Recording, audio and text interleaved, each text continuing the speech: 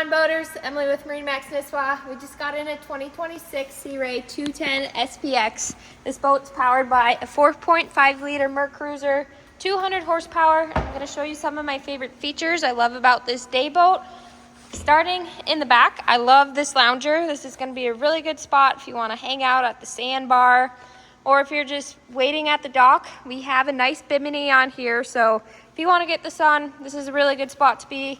If you want to be hiding from the sun inside the boat, you got a really nice canopy.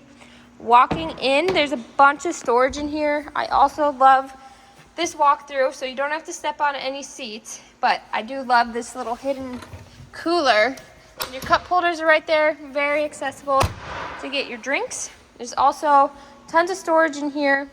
I'll open up this ski locker so you can see if you're going to be storing anything. This is going to be a good spot to do so. Got a little bag in there currently.